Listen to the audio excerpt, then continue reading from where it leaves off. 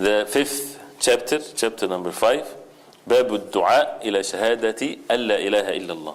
To call to La ilaha illallah. To call to testify that there is nothing deserving of worship in truth except Allah. And you see the order of the chapters, right? So the obligations of the Tawheed, the virtues of the Tawheed, purifying one's Tawheed, the fear of having the opposite of the Tawheed. And now, after knowing all of this, you are ready to call people to La ilaha illallah. You are not ready to call to people to La ilaha illallah unless you have these things already established in you. Understanding La ilaha illallah in such meanings, then a person is ready to call people to La ilaha illallah. The knowledge comes before action. So now it's the time to learn how to, or the virtues of calling people to La ilaha illallah and to the Tawheed. And the first ayah, قُلْ هَذِهِ سَبِيلِي أَدْعُوا إِلَى اللَّهِ عَلَى بَصِيرَةٍ أَنَا وَمَنِ اتَّبَعَنِي وَسُبْحَانَ اللَّهِ وَمَا أَنَا مِنَ الْمُشْرِكِينَ. Say, O Muhammad sallallahu alaihi wasallam, this is my way, I invite unto Allah with sure knowledge, I and whosoever follows me. وَسُبْحَانَ اللَّهِ, and glorified and exalted is Allah, and I am not of the polytheists. قُلْ هَذِهِ سَبِيلِي. This beautiful ayah that shows the importance of the da'wah and the condition for the da'wah, for the call to Allah subhanahu wa ta'ala. هَذِهِ سَبِيلِي. This is my way. Sabil is the way. أَدْعُوا إِلَى اللَّهِ. I call unto Allah, not to oneself, not to one glory, not to one's group, not to one's party, not to one's madhab, not to one's whatever there is, not to one's masjid. It's the call to Allah subhanahu wa ta'ala. أَدْعُوا إِلَى اللَّهِ. That the person wants people to be obedient to Allah subhanahu wa ta'ala. As one of the early generations of Islam, he said, I wish that people would worship Allah subhanahu wa ta'ala alone, even if they would calm my body with iron calms. Right? His goal is for people to worship Allah subhanahu wa ta'ala, not to call them for any form of status in this life. أدعو إلى الله, and this is a very important statement and a very important thing. أدعو إلى الله, calling unto Allah subhanahu wa ta'ala, على بصيرة, on clear knowledge, on clear evidences. Because how a person would call unto Allah subhanahu wa ta'ala on false information? It has to be clear evidence from the revelation from Allah subhanahu wa ta'ala. على بصيرة أنا ومن اتبعني. Me and those who follow me and believe in me. That means I call unto Allah subhanahu wa ta'ala on clear knowledge, and also those who followed me should call unto Allah with clear knowledge. This is what the verse means. That the Prophet ﷺ and those who followed him should all call to Allah with clear knowledge. Subhanallah, Allah subhanahu wa ta'ala is free from all deficiencies. وَمَا أَنَا مِنَ الْمُشْرِكِينَ. I am not among the polytheists, those who associate partners with Allah subhanahu wa ta'ala. So we understand from this verse what? That the da'wah, the call of the Prophet sallallahu alaihi wasallam, and those who follow the Prophet ﷺ is the call to Allah, to La ilaha illallah, da'wah to Tawheed. It's not a call of mannerism, it's not a call of purifying the heart with some actions, it's not a call to do one thing or the other, it's the call to the Tawheed, the oneness of worship of Allah subhanahu wa ta'ala. And again, when we understand of the previous chapters, the Tawheed is not just from the major shirk to become a Muslim. No, the Tawheed is to establish the Tawheed and to purify the Tawheed and to complete it. And this is the call to the da'wah of the Tawheed. Everything has to be referred to the Tawheed of Allah subhanahu wa ta'ala. Also, it shows the importance that if you call someone, the caller should be knowledgeable of what he calls people to. It doesn't have to be knowledgeable of the whole religion, but if he calls people to La ilaha illallah, he needs to know what the meaning of La ilaha illallah. And from these previous chapters, this information about La ilaha illallah, do a lot of Muslims know this? We need to know these meanings of La ilaha illallah to call people into La ilaha illallah. And this knowledge is mandatory. It's not something that is optional to the followers of the Prophet sallallahu alaihi wasallam. And how from the Tawheed is to Subhanallah, meaning Allah subhanahu wa ta'ala is free from all deficiencies. Subhanallah wa ma ana min al-mushrikeen, that the Muslim should stay away from the polytheists and the disbelievers. The next hadith, عن ابن عباس رضي الله عنهما أن رسول الله صلى الله عليه وسلم لما بعث معاذا إلى اليمن قال له إنك تأتي قوما من أهل الكتاب فليكن أول ما تدعوهم إليه شهادة أن لا إله إلا الله When Allah's Messenger sallallahu alaihi wasallam sent Mu'adh radiallahu anhu to Yemen, he said, you will come upon the people of the book. Let your first act be to call them to testify that there is no one worthy of worship in truth but Allah. Prophet ﷺ sent Mu'adh radiallahu anhu to Yemen. And the people of the book are the Jews and the Christians. And there were a lot of Jews in Yemen at the time of the Prophet ﷺ. So the Prophet ﷺ ordering Mu'adh radiallahu anhu to call the people. The first thing is to La ilaha illallah, an yuwahhidullah. There's another narration, ila an yuwahhidullah. See, the word Tawheed is not an innovation. It's something mentioned in the hadith. Ila an yuwahhidullah. So that the oneness of worship of Allah subhanahu wa ta'ala alone. فإنهم أطاعوك لذلك فأعلمهم أن الله افترض عليهم 5 صلوات في كل يوم وليلة فإنهم أطاعوك لذلك فأعلمهم أن الله افترض عليهم صدقة تؤخذ من أغنيائهم فترد على فقرائهم فإنهم أطاعوك لذلك فإياك وكرائم أموالهم واتق دعوة المظلوم فإنه ليس بينها وبين الله حجاب. He said to single out Allah alone in the worship, the Tawheed. If they obey you in this, inform them that Allah has prescribed for them to offer 5 prayers, salah every day and night.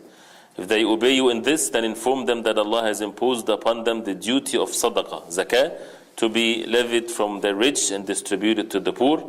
If they obey you in this, then be careful not to take the best of their properties as payment of zakah, and safeguard yourself against the supplication of those who have suffered injustice, because there is no veil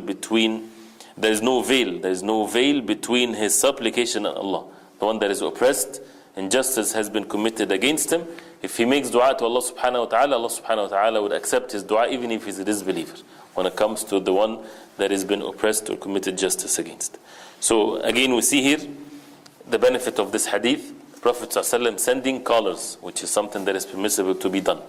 That La ilaha illallah is the most obligatory thing for a human being to believe in, not anything else. The most important thing is La ilaha illallah. That is, the da'wah should be based on La ilaha illallah first. Especially living in this environment, should not get indulged in what they want you to be busy with, talking about hijab and this and that to non-Muslims. No, they need the Tawheed. They need to understand what La ilaha illallah means. You can link it if they ask you any questions. You can link that to the Tawheed and to explain to them the Tawheed. And not just to make ourselves looking good in front of them. The goal is to explain to them clearly the meaning of La ilaha illallah, because this is what they need the most. And the Prophet ﷺ said, if they would obey you in this, that means the gradual nature of giving the da'wah, that you don't start with the whole thing, you start in gradual. First thing, the most important thing, which is the Tawheed. Also, you have to understand who are you talking to. Prophet ﷺ said to him that you would go to people of the book.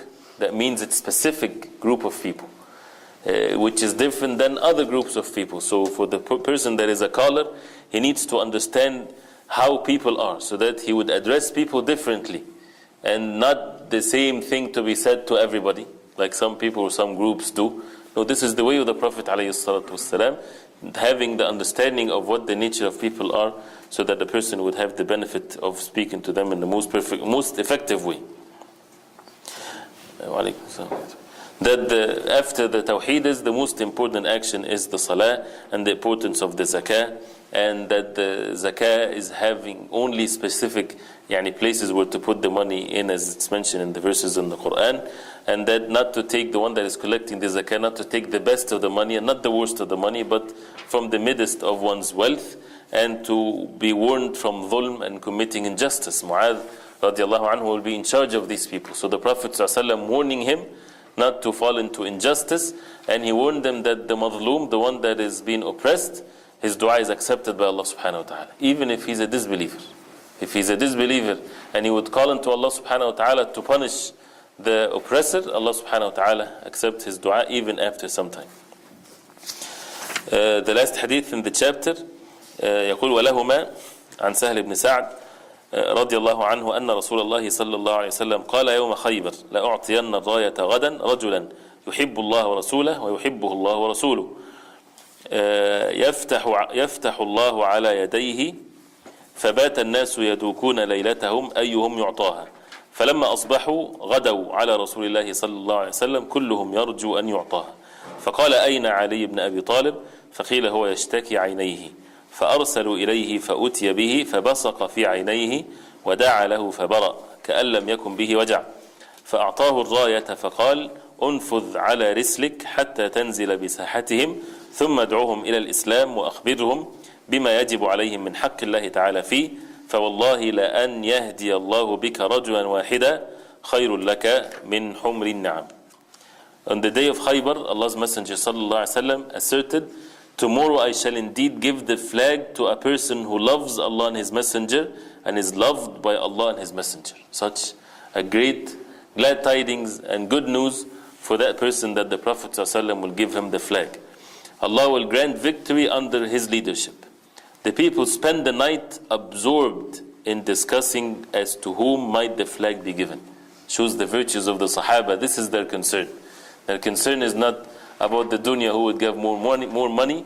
They're concerned that they spend the whole night, who would be given this honor, that Allah subhanahu wa ta'ala loves him and he loves Allah and His Messenger sallallahu alaihi wasallam. They did not say, Allah subhanahu wa ta'ala loves us, who is better than the companions radiallahu anhum. They did not have this arrogance. This is their concern. In the morning they came eagerly to Allah's Messenger sallallahu alaihi wasallam, each of them hoping to be given the flag. And it was mentioned that they would stretch their neck so that the Prophet ﷺ would see them, of how each one wants to be that person. Allah's Messenger ﷺ asked, where is Ali ibn Abi Talib? Choose the virtues of Ali radiallahu anhu. They replied, he is suffering from an eye ailment. He was sent for and brought. Allah's Messenger ﷺ then spat in his eyes and prayed for him, whereupon he was cured as if he had no previous pains. Allah's Messenger ﷺ then gave him the flag and said, advance with ease and gentleness until you arrive in their midst, then call them to Islam and inform them of their duties to Allah in Islam. This is the point why the hadith is mentioned. Asking him to call them to what? To the deen of Allah, to the Tawhid, to the oneness of worship of Allah subhanahu wa ta'ala. Then he said, by Allah, if He may guide through you a single man to Islam, then it is better for you than the red camels, which is the most precious type of wealth at the time of the Prophet ﷺ, and this is in the day of Khaybar. The hadith of course have many benefits in it, but it shows the virtues of Ali radiallahu anh, a statement and a witness from the Prophet ﷺ to Ali radiallahu anh, and that Allah subhanahu wa ta'ala loves those who are righteous. Why Allah subhanahu wa ta'ala loved Ali radiallahu anh? For what reason? For his actions, for his belief and his good deeds and so on. Also the virtues of the Sahaba radiallahu anhum in general. This is their concern. The concern is the deen. This is the concern of one's life, should be how to make the deen of Allah subhanahu wa ta'ala victorious. And also that the call to Allah subhanahu wa ta'ala and the da'wah to the deen of Allah subhanahu wa ta'ala and the virtues of that, right? And the miracle of the Prophet ﷺ when he spat in the eyes of Ali radiallahu anh, and the statement at the end shows the virtues of the da'wah. If Allah subhanahu wa ta'ala made a person a mean for the guidance of others, which shows that guidance is not in our hands, as the Prophet ﷺ said, فَوَاللَّهِ لَأَنْ يَهْدِي اللَّهُ بِكَ رَجُلًا وَاحِدًا, that if Allah make guidance to someone through you, so we are nothing but means. That means relax. You just do your job, and the guidance is in the hands of Allah. That means a person should not compromise the deen or anything like that. Just explain the truth to the person, and Allah subhanahu wa ta'ala the one that guides. But it's the mercy of Allah subhanahu wa ta'ala that gives such virtue to the one that is nothing but a mean to show the people the truth and La ilaha illallah, so that a person is not arrogant and believe that he is the one that is guiding others. And the Prophet ﷺ said, better for you than humr al-ni'am, the red camels. The red camels being the most precious wealth at the time. You know, if in one day, nowadays, for example, someone would say, for you to be ameen for him to accept the deen of Allah subhanahu wa ta'ala is better for you than going and getting, the most expensive cars on the face of earth, which worth hundreds and thousands of dollars, where people would fight and have the concern about having it if they are given the chance.